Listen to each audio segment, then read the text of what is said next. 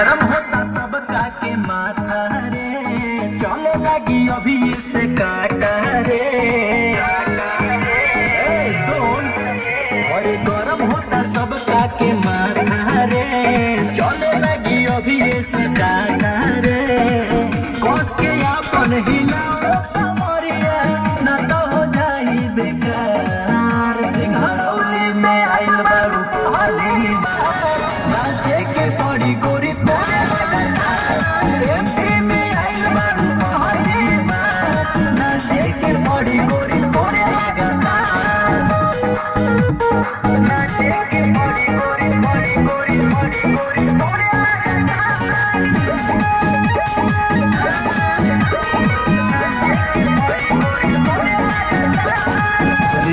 बचे नहीं पाए मेरे, सीधी के लैकन से खपाए मेरे।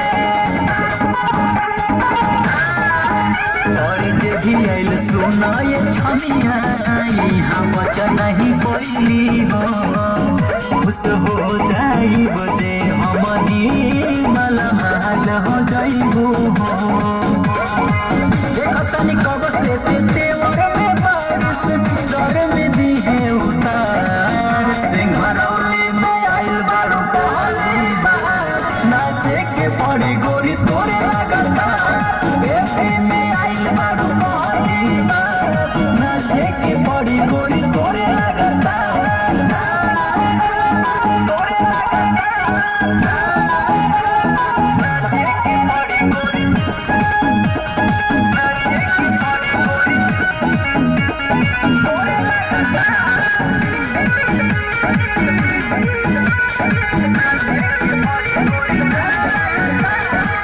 ऐसे न पर मन मानी रे, नाही तो लैकली है टानी रे। और सटन सहरिया के लड़का रंगदार बारे रे। ढेर माथा सट कहबू तो सोना, गोली चली लगातार रे। एक बेर सूर्या जे धरली है बाजा, चढ़ जाई तोहरो बुखार। सिंघरौली में आइल बारू पहली बार, नाचे के पड़ी गोरी तोरे लगातार। एमपी में आइल